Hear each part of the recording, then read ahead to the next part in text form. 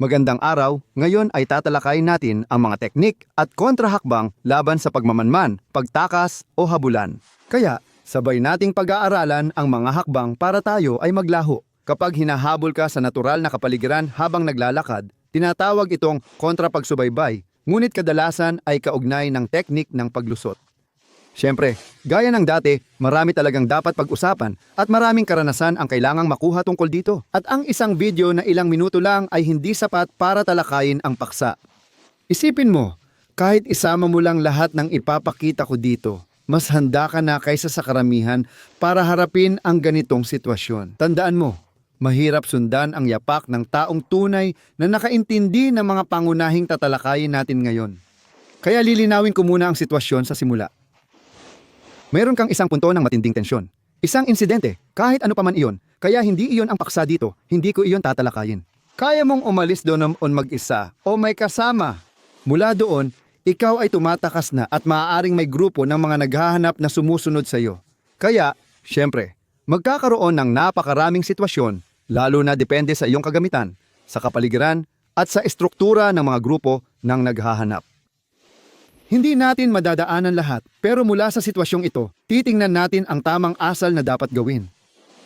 Tatalakayin ko ngayon ang pagkamuflaje at pagiging palihim. Kaya, pagdating sa kasuotan, suot ko ang damit na nagbibigay daan sa maayos na paggalaw, isang angkop na kasuotan para sa paglalakad sa gubat. Siyempre, sa totoong buhay, kung mabibigla tayo, maaaring iba ang kagamitan natin, hindi angkop, kaya magiging dagdag na sagabal ito. Mananatiling epektibo at kapaki-pakinabang ang lahat ng teknik. At sa kahit anong paraan, ito ang uri ng sitwasyon kung saan tayo ay nasa isang proseso ng tuloy-tuloy na pag-aangkop. Kaya kahit kaunting paghahanda ay makakatulong saan man kayo, sa bahay, sa sakyan o kahit saan. Ang isang maayos na inayos at pinag-isipang bag ay tiyak na makakagawa ng malaking pagkakaiba. Kung nakuha ninyo ito, ang unang mga minuto, ang unang 10 to 15 na minuto, ay kadalasan ang pinakamahalaga. Kapag kayo ay nasa isang talagang dinamikong insidente, ibig sabihin isang insidente. Ang kaso kung saan ang mga paghahanap na magpo-focus sa inyo at sa inyong grupo ay magsisimula agad-agad. Kaya, sa umpisa hindi kayo agad makakasalubong ng mga espesyalista sa paghahanap ng tao. Kaya madalas may pagkaantala sa kanilang panig. Sa pinakamaganda, ang pinakamatinding atensyon ng mga humahabol ay tumatagal lang ng 10 to 15 minuto. Sa simula, madalas na magkakaroon ng pansamantalang pagtigil ng habulan at ang mga utos ay karaniwang manatili sa kasalukuyang sitwasyon. Kaya ito ay isang pangkalahatang bagay. Una mong dapat malaman, kapag hinahabol ka, gamitin mo ang unang 15 minuto sa iyong kapakinabangan. Makikita natin ito mamaya. Pero sa ganitong klase ng sitwasyon, palagi kang nahahati sa pagitan ng dalawang paraan ng paglalakad. Ang una ay mabilis, na mag-iiwan ng maraming bakas sa isang landas na madaling sundan. Ang pangalawa naman ay mabagal, pero maaaring napakadiskreto, napakahirap sundan kapag ginamitan ng tamang mga teknik. Kaya, kung may pagkakataon na pipiliin natin ang bilis pagdating sa paraan ng paglalakad, kadalasan ito ay sa unang 15 minuto na mahalaga. Diyan, mahalaga ang pisikal na kondisyon at habang mas sanay ka, mas maganda ang tsansa mo. Kaya inirerekomenda ko ang Cooper test. Ginagawa ito sa loob ng 12 minuto at makakatulong para malaman ninyo ang inyong kondisyon.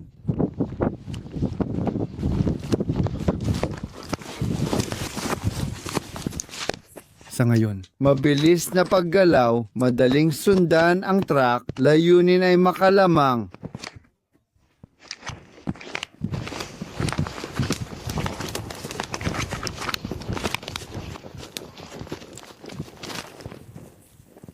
Tandaan, mahalaga kapag ikaw ay hinahabol, laban ito sa oras. Ang mahalagang layunin kapag hinahabol ka ay makalayo at maglagay ng oras at distansya sa pagitan mo at ng mga humahabol. Lahat ng ito ay dapat gawin ng ligtas, syempre, kaya ito ang pangunahing bagay na dapat mong laging tandaan.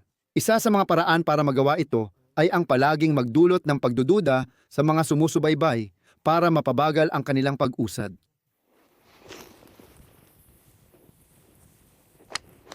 Patayin lahat ng telekomunikasyon. Kung hindi pa, maglakad na lang kayo. Wala kayong ibang paraan para makalamang. Dalhin ang kalaban sa inyong teritoryo.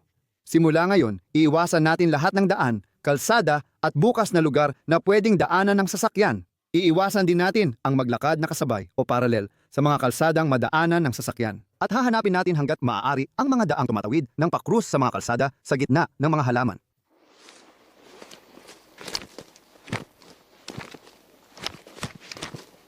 Maglaan ng 50 minutong lakad at 10 minutong pahinga kung maaari para sa bahaging ito. Ito ay isang karaniwang bilis na magpapahintulot sa inyo na tumagal ng matagal kahit na kayo ay nasa grupo at hindi sanay. Sa ganitong kondisyon, dapat ninyong tandaan na kaya ninyong maglakad ng hanggang 5 kilometro kada araw. Dito, kadalasan, hindi pantay ang sitwasyon kaya mas pabor sa inyo kapag mas masikip ang lugar. Kaya kailangan ninyong gumamit ng pinakamadaling at pinakarustikong paraan para kakaunti lang ang makakasunod sa inyo.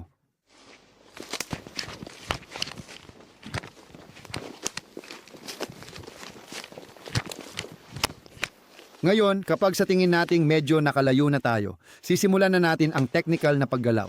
Kaya, ito ay mga paggalaw na medyo mas mabagal pero mas mahirap sundan. Kaya sa normal na sitwasyon, kapag di mo nararamdaman ang panganib, karaniwan kang nagpapahinga depende sa lalim ng tanaw mo. Kung nakakakita ka ng 30 metro huminto at suriin bawat 30 metro, kung 200 metro naman ang nakikita mo, huminto ka ng ilang segundo tuwing 200 metro para masuri ang sitwasyon. Kaya, kapag huminto ka, magmasid ka, gamitin mo lahat ng pandama mo at gumalaw ka ng dahan-dahan para hindi ka mapansin. Pagkalipas ng ilang sandali, habang mas lumalalim ka sa mga halaman, mas magiging normal ang tibok ng puso mo. Unti-unting mawawala ang epekto ng adrenaline, kaya mababawasan mo ang bilis at makakapag-focus ka sa pagiging tahimik sa paggalaw. Ngayon, ang layunin ay iwasan ang pag-iiwan ng bakas at magtago sa paligid. Kaya ngayon, kailangan ng matinding disiplina, lalo na kapag magkakasama. Kailangan mong mag-focus. Walang ingay, walang ilaw, walang refleksyon, walang basura, walang dura, walang bakas, walang amoy. Kaya walang amoy, ililibing natin lahat ng basura, lahat ng dumi, hindi tayo maninigarilyo. Bawal ang apoy, maliban na lang kung sobrang emergency gaya ng hypothermia. Para sa paggalaw, ginagamit natin ang mga utos na may kasamang kilos.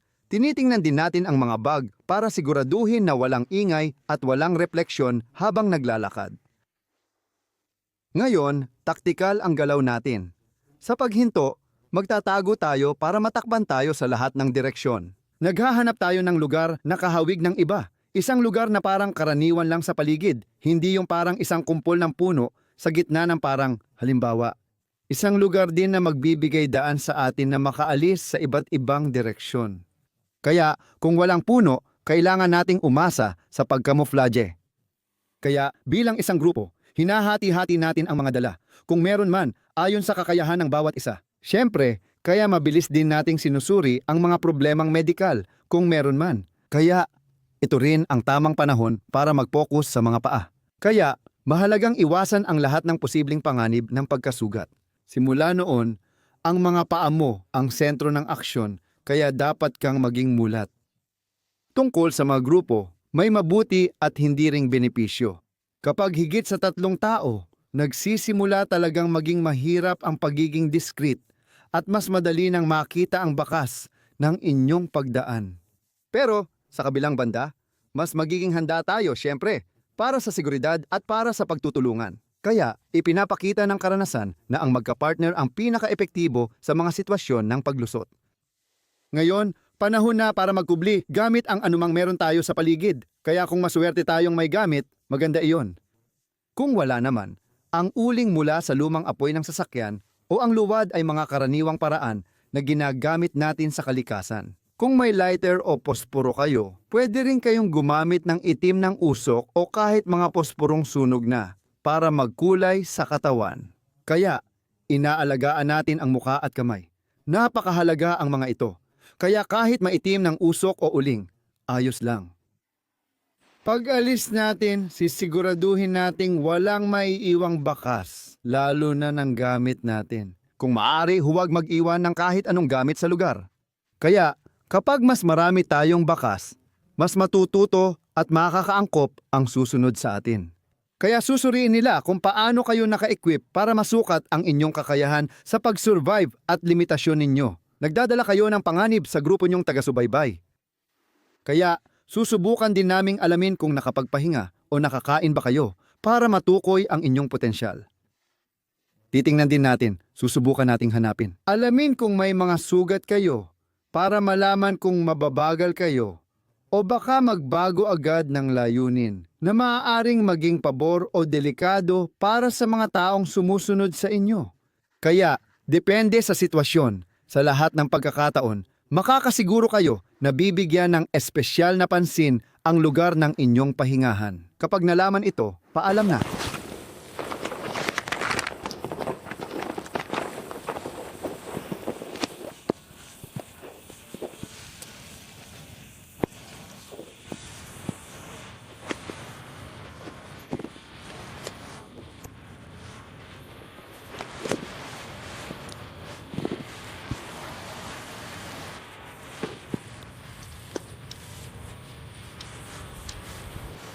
Ngayon, pag-aaralan natin ang mga bakas sa lupa at sa mas malawak na aspeto, ang pagkilala sa paraan ng paglalakad ng isang tao na siyang pangunahing paksa ng mga operator na taga-subaybay. Kaya, dapat ninyong malaman na ang disenyo ng inyong sapatos ay masusing susuriin. At iyan, nagbibigay ng impormasyon tungkol sa inyong kakayahan sa paggalaw sa lugar, ang inyong teknikal na paghahanda, maaaring pati na rin ang inyong pisikal na paghahanda, ang inyong karanasan, at pati na rin ang inyong psikolohikal na profile. Kaya, kung kayo ay may kinalaman sa mga professional na koponan, magkakaroon sila ng paghahanap ng mga reference na bakas. Kaya kailangan ninyong makahanap ng malinaw na bakas na kukunan ng litrato at iguguhit, kasama ang lahat ng kanilang katangian. Kaya ang sukat ng sapatos, haba ng paa, lapad ng paa, haba ng hakbang, lapad ng hakbang, anggulo ng hakbang, bagsak ng sakong, at iba pa. Lahat ay susuriin. Maaari pa nating matukoy ang mga problema sa paglalakad ng isang partikular na tao. Makakatulong ito para matukoy ang bilang ng mga tao sa grupo at posibleng mabilang sila. Kaya, para makita ang mga ito, gagamit tayo ng spray paint para i-highlight ang mga bakas o kaya'y mga ilaw na may iba't ibang kulay, depende sa klase ng lupa. Kung wala kayong gamit, pwede rin kayong yumuko ng malapit sa lupa at gamitin ang sikat ng araw para masuri ng maayos ang mga bakas. Kaya natin masuri ang galaw ng bakas. At depende sa klase ng lupa, bigat at pagod ng tao, magkakaroon kayo ng iba't ibang katangian.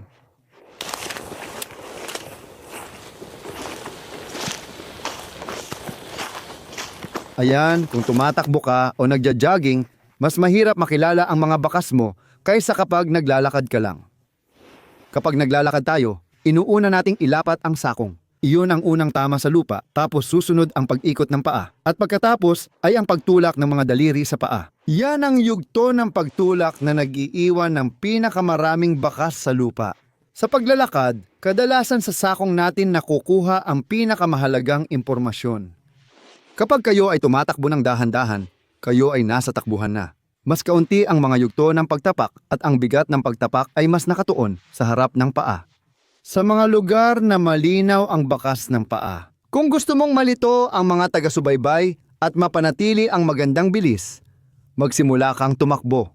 Hindi ka madaling makikilala at mas mahirap i-match ang reference na bakas ng paa sa ganitong klase ng bakas.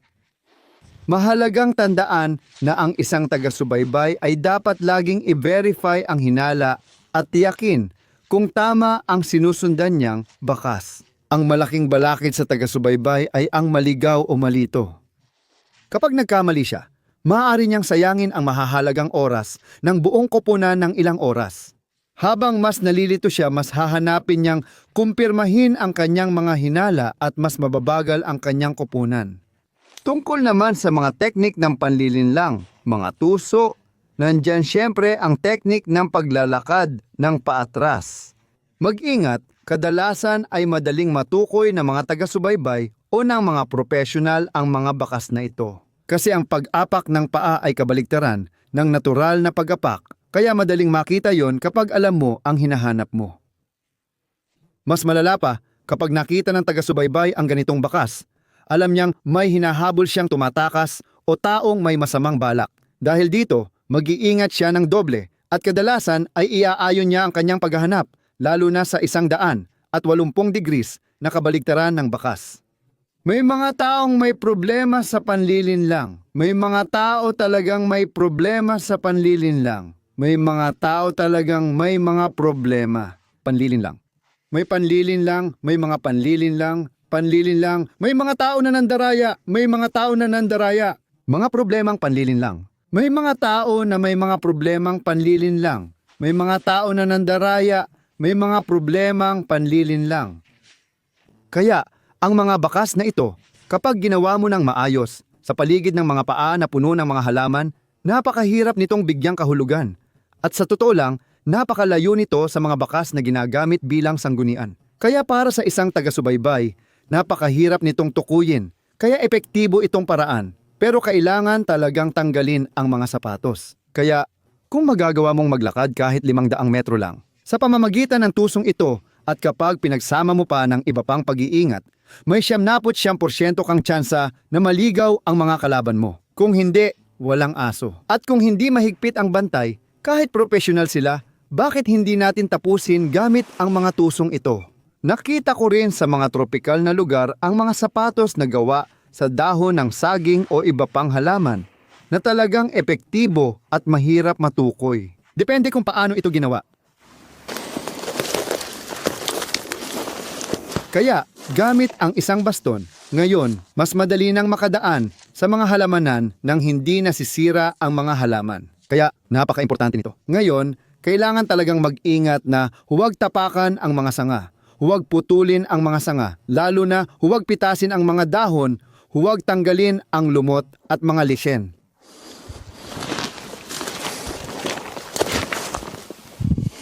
Kaya, may isang pangkalahatang prinsipyo na dapat malaman.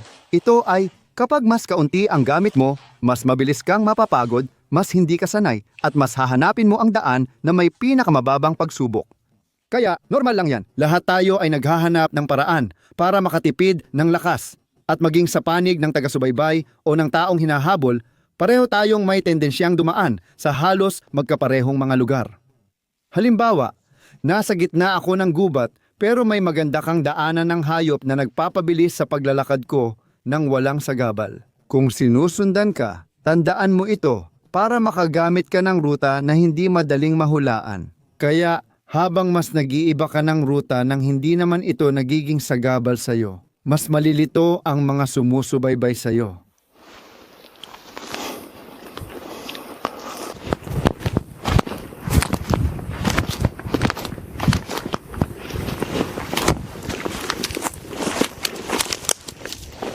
Kaya mag-ingat, kapag napunta ka sa mga lugar na may ilog o sapa, madalas ay matarik ang mga ito, kaya madali kang madulas. At ito rin ang mga lugar na madalas suriin ng mga sumusubaybay.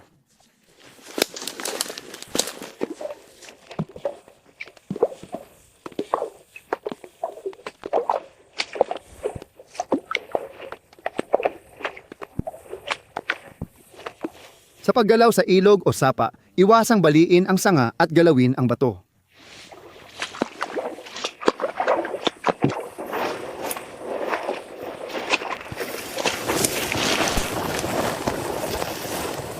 Sa ganitong kondisyon, kaya nating hindi kumain ng 1 linggo. Mapapagod ka, pero tuloy pa rin ang paglalakad. Sa kabilang banda, sa mga kondisyon ng stress at matinding pagtakbo, mapipilitan kang kumain o magpalakas ng ilang beses sa isang araw. Para sa amin, normal at obligasyon ito.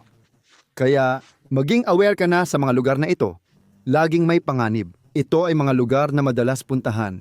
At minsan pa nga ay binabantayan. Sa ganitong kondisyon, pinakamainam gumamit ng tableta para sa mabilis at epektibong paglilinis ng tubig. Habang nasa isang lugar kayo na may luwad, huwag kayong mag-atubiling ayusin muli ang inyong panakip o camouflage. Lagi itong isang mahalagang bagay.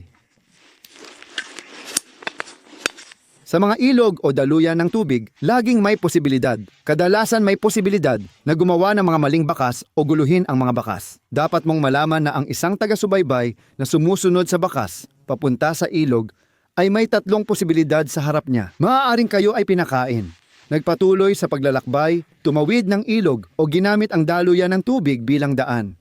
Kaya, sa mga kritikal na puntong ito, madali lang gumawa ng maling bakas nang hindi masyadong nasasayang ang oras.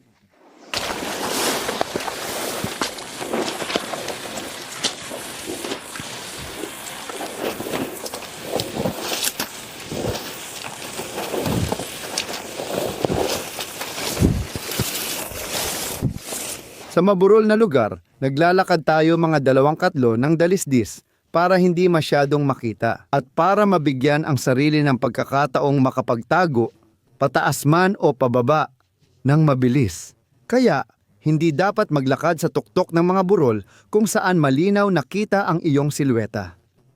Kung kailangan mong tumawid sa bukas na lugar, ibaba mo ang katawan mo ng husto. Kung kailangan, gumagapang tayo. Kung walang JVN, walang gamit para sa night vision, ang paggalaw sa gabi kahit sa kagubatan ay imposible o halos imposibleng gawin. Kaya pipiliin natin ang madaling araw at dapit hapon, pero bihira tayong magkakaroon ng dahilan sa ganitong mga kondisyon na manatili sa lugar, tumigil ng buong araw.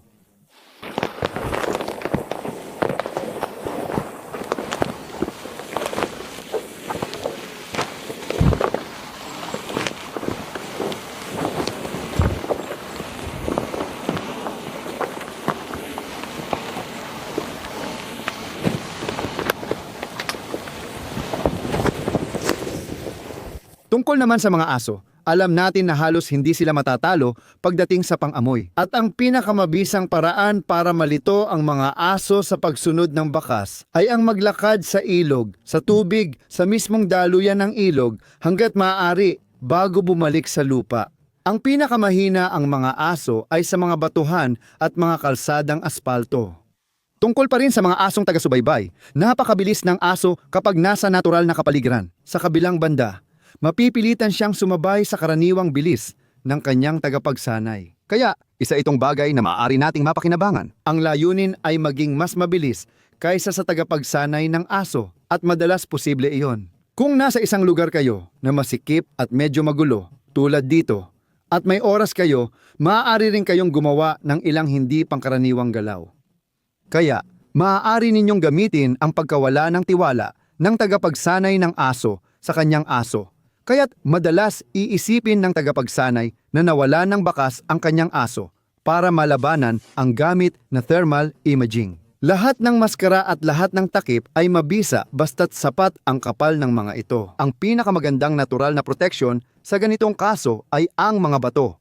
Malalaking tipak ng bato na nag-iipon ng maraming init sa maghapon kung saan maaari tayong makapagtago. Kaya sa pangkalahatan, kapag mas madalas kang gumalaw sa mga magugulong lugar, mas mahina ang iyong thermal signature. Sa pangkalahatan, para magamit ang isang thermal signature, kailangan ng direktang linya ng paningin sa target. Kaya sa gabi, mahusay gumana ang thermal at ngayon pati sa araw, maganda rin ang resulta. Kaya dapat ay nakatago ka sa gabi at hanggat maaari ay hindi gumagalaw. Kapag may gamit kang ganitong klase ng kagamitan, lalo na kung ito ay nakakabit sa mga sasakyan, talagang napakahusay ng performance nito. Magkubli ka gamit ang poncho o tarp na sinamahan ng mga natural na dahon o sanga. Kaya madalas itong epektibo, lalo na kung hindi ka magpapabaya. Mag-iwan dapat ng espasyo sa pagitan ng katawan at takip. Kung hindi ka gagalaw, malamang hindi ka mapapansin kahit sandali. Mayroon ding mga anti-thermal na damit at mga anti-thermal na kumot, na minsan ay maganda ang resulta, pero hindi sila epektibo para tuluyang alisin ang thermal signature ng 100%. Sa madaling sabi, para sa karaniwang night vision, sapat na ang camouflage. Pero para sa mga thermal system at lalo na sa mga hybrid, mas mahirap na ang sitwasyon. Kaya kapag kulang ang kagamitan at walang karagdagang teknikal na gamit, mananatiling mataas ang posibilidad na ma-detect at kailangan tanggapin ang panganib na iyon. Ngayon, ang malaking usapin ay ang mga drone. Parami na ng parami ang mga drone na may thermal imaging, lalo na ngayon. Napakahirap iwasan, kaya ginagamit natin ang parehong mga paraan. Pero kailangan talaga ng takip sa ibabaw ng ulo, takip sa 3 dimensyon. Ang problema, palagi kang mananatili sa kawalang katiyakan. Dahil ang mga gamit na ito ay lalong gumagaling, minsan talaga mahirap husgahan. Sa kabilang banda, kung palaring kang makatagpo ng malakas na ulan, makakagalaw ka dahil ang mga drone sa ngayon kadalasan ay hindi pa rin gumagana kapag may masamang panahon.